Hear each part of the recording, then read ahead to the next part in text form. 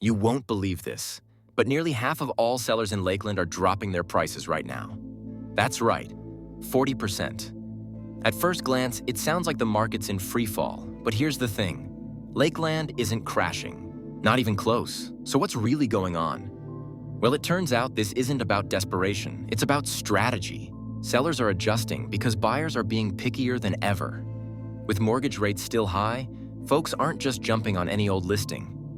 They want move-in ready, they want value, and they're willing to wait for it. So sellers, they're getting smart. They're pricing right from the start instead of testing the waters with sky-high numbers. And here's the kicker. Lakeland's still got demand. Jobs are steady, people are moving in, and inventory isn't flooding the market like it is in other places. So, yeah, prices are coming down, but it's not a collapse. It's a correction. And honestly, that's a good thing.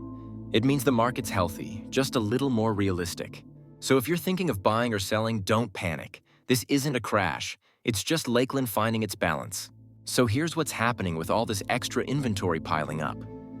Over the past year, companies went all in on production, expecting demand to stay sky high. But now, with folks tightening their belts and spending less, warehouses are stuffed to the brim. That means prices are getting slashed left and right just to move the stuff off the shelves. Retailers are feeling the pinch too. They've got too much stock sitting around, eating up cash and space. Some are even canceling orders or pushing suppliers for better deals, which is putting pressure on manufacturers. And let's not forget the ripple effect. When prices drop, profits shrink, and suddenly everyone's scrambling to adjust. The market's in this weird spot where supply is way ahead of demand. And until things balance out, we're going to see more discounts, slower growth, and maybe even some tough calls on what to do with all that extra inventory. It's a chain reaction, and right now, it's shaking things up. The numbers don't lie, folks. Back in the day, a house would sell in a heartbeat, maybe a couple of weeks if you were unlucky. But now? Well, let's just say the market's taken a bit of a nap. We're seeing homes sit longer, and the trend isn't exactly heading in the right direction. Take a look at this. Average days on market have been creeping up steadily. A few years ago, it was 30 days, maybe 45 if the place needed some love. But now, we're pushing 60, 70, even 90 days in some areas. It's not just a blip either. This is a slow, steady climb, month after month, year after year.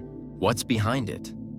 Could be higher prices, could be buyers getting pickier, or maybe folks are just waiting to see if things cool off a bit.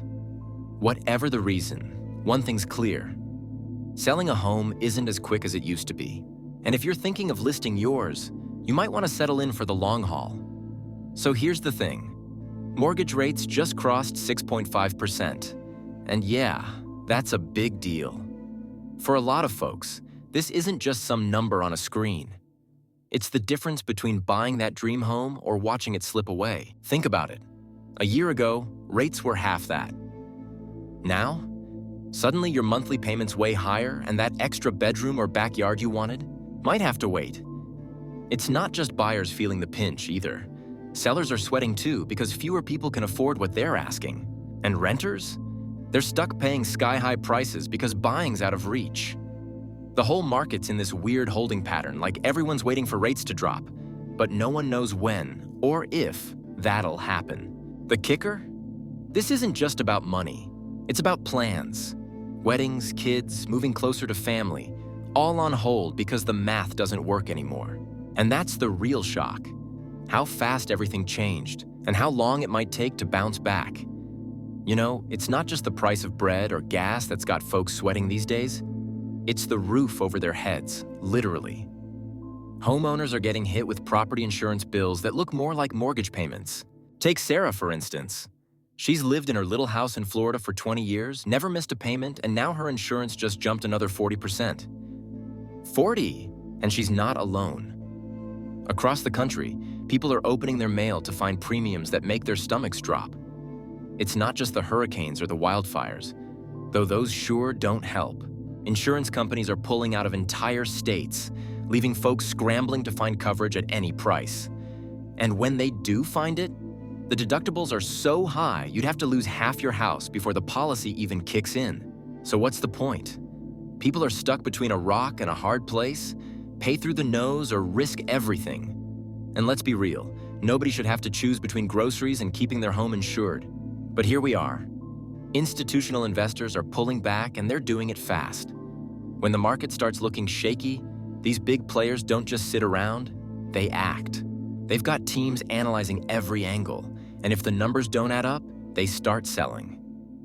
It's not just stocks, it's bonds, real estate, even private equity. They're dumping assets to free up cash because cash is king when things get uncertain. They're not doing this blindly, though. These firms have strategies in place for exactly this kind of moment. Some are selling off their riskier holdings first, locking in whatever gains they can before things get worse.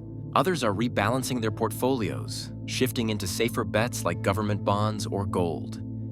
And then there are the ones just cutting their losses, taking the hit now to avoid something worse down the line.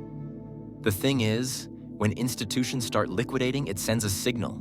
Other investors see it and think, if they're getting out, maybe I should too. That's when things can spiral.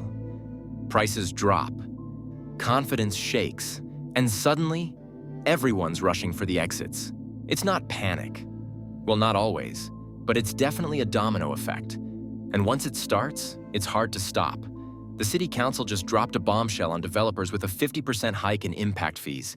And let me tell you, folks aren't happy about it. These fees are supposed to cover the cost of new infrastructure, schools, roads, you name it. But when you're already struggling to keep projects affordable, another hit like this feels like a gut punch. Builders say it's going to push housing prices even higher, making it tougher for families to find a place to live. The city argues it's necessary to keep up with growth, but critics are calling it a cash grab. Either way, it's another hurdle in a market that's already full of them. So, what's the solution? Well, that's the million-dollar question, isn't it? The numbers don't lie, folks. When you look at the data, it's clear as day. People are leaving in droves. Year after year, the line on that graph just keeps climbing, a steady march upward like a mountain no one asked for. And what happens when folks pack up and go? Well, the towns get quieter, sure, but it's more than that. The schools shrink, the shops close, and suddenly the place you called home starts to feel a little hollow. It's not just about the empty houses. It's about the empty chairs at the diner, the fewer kids on the playground, the way the whole town seems to hold its breath, waiting. Some say it's about jobs, others blame the weather. But whatever the reason, the impact is real. You can see it in the numbers, sure, but you feel it in the streets. Here are 3 ways we could tackle this mess. First, we could hit pause on everything, take a step back, and really dig into what went wrong. No quick fixes, just a full breakdown of the problem so we can build a solid plan from the ground up. Second, we could bring in some outside experts. Fresh eyes might spot something we've missed, and they could give us a roadmap to get things back on track without reinventing the wheel. Or third, we could go all in on damage control right now. Patch up the biggest holes, keep things running, and then circle back later to fix the root issues when we've got some breathing room. It's not perfect, but it might buy us the time we need to do things right. Florida's real estate market is feeling the heat, and not just from the sun. Miami and Tampa are at the heart of some big shifts that are reshaping the whole region. For starters, Miami's always been a magnet for international buyers. But rising interest rates and a stronger dollar are making those deals harder to close. Meanwhile, Tampa's seeing a surge in domestic migration. People fleeing high taxes and housing costs up north are flooding in, pushing prices up and inventory down. But it's not just about who's moving where. Climate change is starting to factor into long-term decisions. Insurance costs are skyrocketing, especially in coastal areas, and that's making some buyers think twice. Then there's the remote work effect. Companies are rethinking office spaces, and cities like Tampa are benefiting from workers who can live anywhere but still want urban amenities. And let's not forget the infrastructure strain. Both cities are growing fast, but roads, schools, and utilities are struggling to keep up.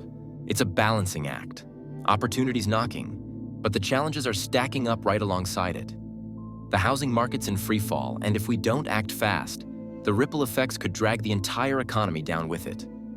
Prices are plummeting, foreclosures are skyrocketing, and families are losing their homes at an alarming rate.